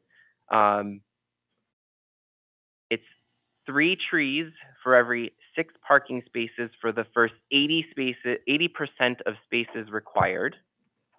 I apologize for the language, this is long. And then 3 trees or shrubs for every 6 parking spaces in the remaining 20% of the spaces provided on the site. That's not that difficult to understand. Try doing the calculation and review. I mean, it's not that hard. You just take the number, you divide it by 80%, you put in that 80% trees, and in the other ones, you get to choose trees or shrubs. That's not that difficult. And then the next piece is that we have to ensure that placement and design of landscaping shall target what are referred to as functional areas: site entrances, signs, parking areas, building entrances. Planting shall integrate the project with the natural existing environment and the retention of existing plantings and the use of native plant species. And I would just say that this project also requires Conservation Commission review, so they'll be dealing with that piece as well. Let me see here. Loading docks and facilities, this falls under landscaping as well. Shall be located on those sides of the building which do not front the street insofar as possible. So only on their iPod are they required to have loading docks basically in the back. Under industrial, they could have loading docks anywhere. Correct.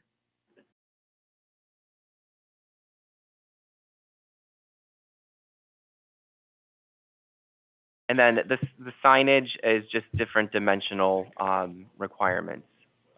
Which is? So in industrial, we allow 1 freestanding sign for each building set back at least 25 feet. No larger than 60 square feet on each side for a total surface area of 120 square feet. In iPod, broken down into attached signs, so these are signs that go on the exterior wall of a building. We allow 1 square foot in area for every 5 linear feet of building frontage. And then there's a maximum that no single dimension shall exceed 7 feet, no greater than 42 square feet in total area. And then for freestanding signs, What was it? No greater than 40? 42 square feet. And we limit that to 1 sign. For freestanding signs, there are also allowed, so this would be like a second sign, ground mounted, no larger than 42 square feet in surface area. Again, no dimension larger than 7 feet, and it cannot be higher than 12 feet above grade. Is there a way? And I'm sorry, there's a 35-foot setback as well for the ground sign. Okay, thank you. and they're allowed up to 2 freestanding signs. Up to 2. And for the industrial, there's no amount, just one? Just one. So they're allowed more signs with They're allowed more signs iPod. than iPod. Okay. Just one. Is there a way to allow for the zone change while still requiring adherence to certain things in iPod? For example, and particularly in an area like that abuts a lot of green space, I would be interested in having a higher number of trees. That interests me. I also would be interested in a larger setback. I think that would probably help, particularly with public safety and perhaps with, that area being so highly trafficked, the setback, I would be agreeable to that.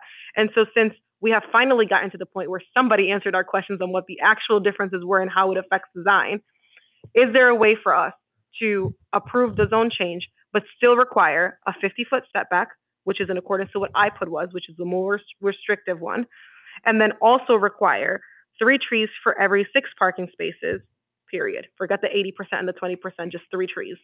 And then ask for the loading docks to only be in the back. So the council can't condition a zone change, but what I can tell you is that from a landscaping perspective, the Conservation Commission is going to be consistent with your interests now.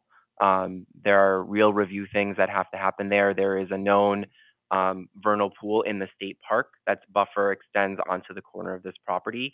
So they have some leverage in negotiating a certain type of landscaping plan. In general, I, with the planning board, usually ask applicants to go above and beyond what the requirement is because, let's be honest, 2 trees per 10 parking spaces isn't a whole lot. So that's sort of the minimum, but we generally ask, and most applicants comply with doing something a little bit more. And then as for the setback, the building would meet the setback in either district because they're putting it further back. But what will likely come out of the departmental review is whether or not that placement and utility runs works. So there'll be some negotiation, if you will, as those systems are designed. It's unknown right now exactly where all the utility connections are, but I would say they're in excess of either setback requirement right now from the concept plan that you've seen. I don't think there's any intention of trying to put this building right on Burnett Road. What about the loading docks? The loading dock, that is something that I can request of the planning board to ensure in the preliminary plan and it survives to the definitive plan. So some of these are just like may, right? How do I ensure that occurs? Because in order for me to support this zone change, now that we finally have answers on what the differences are to still protect what iPod would have protected. Sure, and the simple answer is you can't with a zone change. I don't like that. I don't like that answer. I don't like that answer. That doesn't work. Can we recall the permit and add that as restrictions? I mean, if that was the will of the council, it would just slow down the ability of this project to get into design and to construction. But anyone who's done site plan review with my staff and with the departments knows the expectations, and I think this project has been highlighted enough to know that there's a higher standard here. So you have my commitment that we will do everything we can to ensure that happens.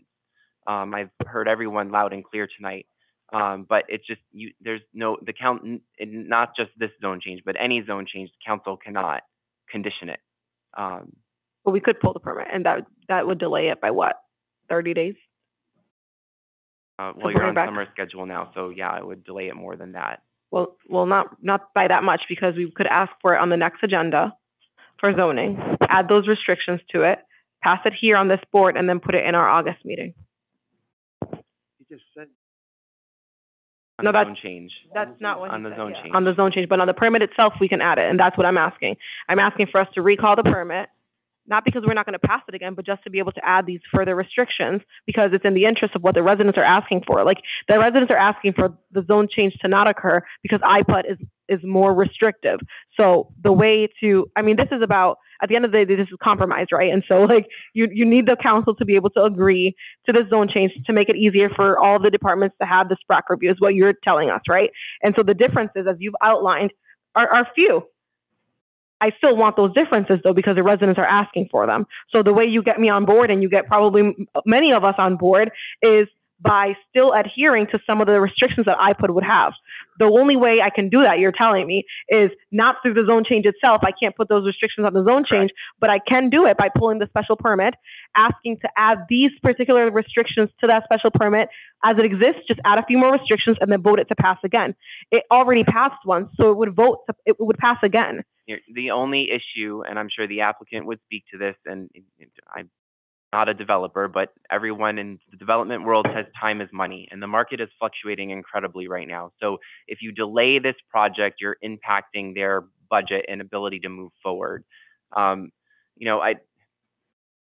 we consider zone changes, and this is the guidance that I always give the planning board, is the use appropriate? That's usually the simple debate that they have.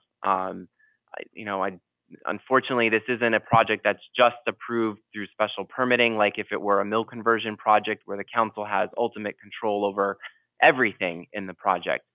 In this case, the planning board has the review authority for the site plan. So I can't guarantee anything like you're asking, but I'm more than willing to bring those comments to the board and ask them to have that conversation as well. And that's consistent with every project that they've reviewed. They are also looking for the best interest of the residents and the city as a whole. It's just you don't have the authority through this process to restrict. So it's either whether or not the zone change is appropriate.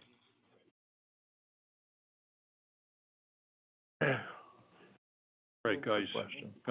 So I'm going to ask to move the question, okay? I'm going to move the question because we can debate this ad nauseum.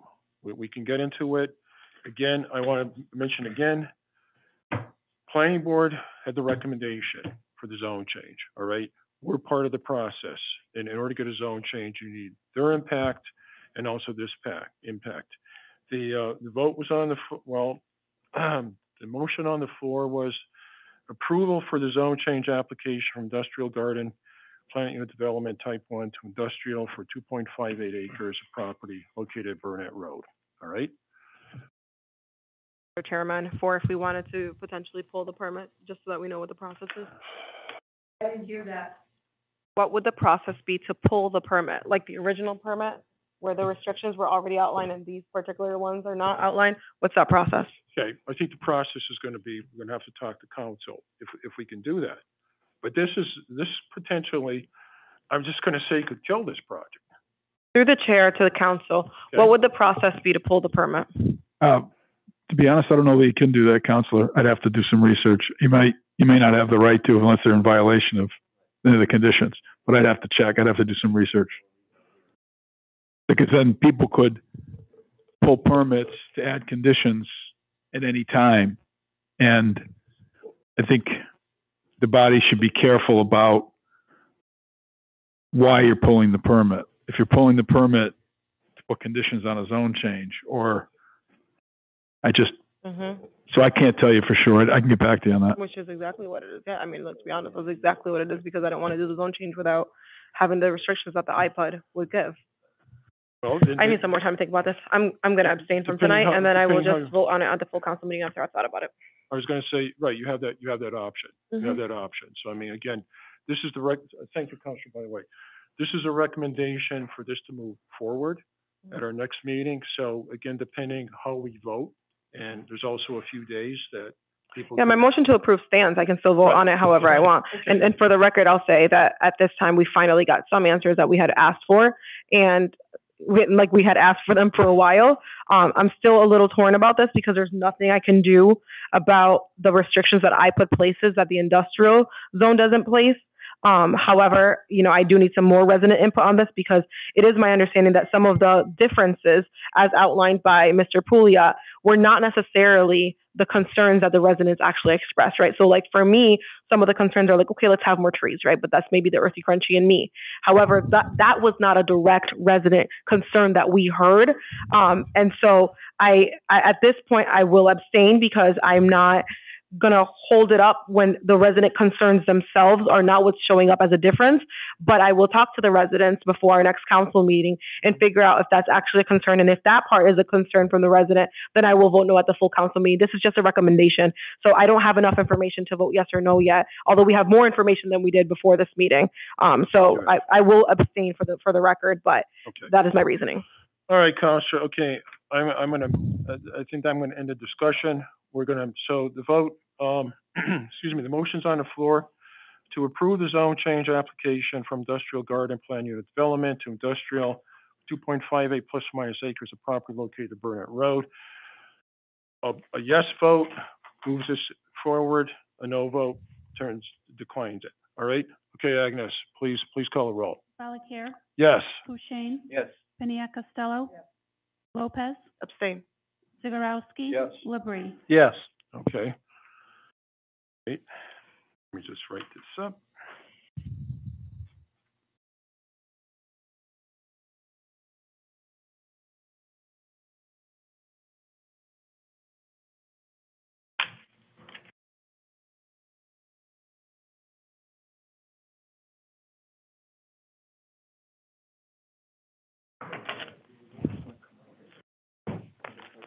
Well, they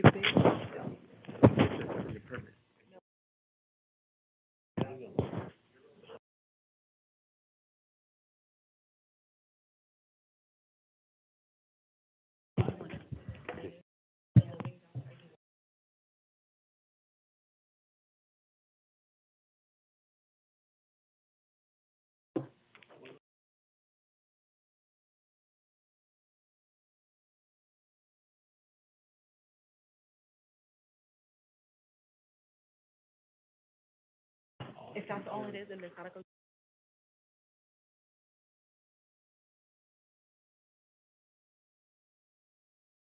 You don't know this.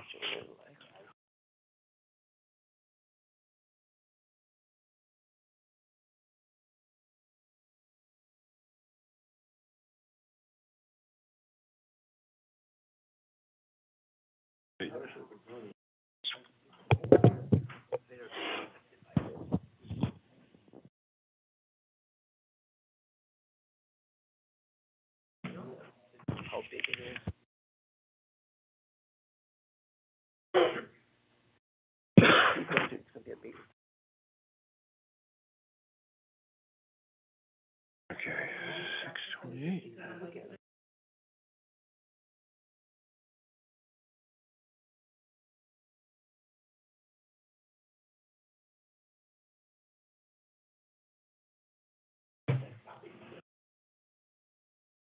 There you go, Bob. Thanks.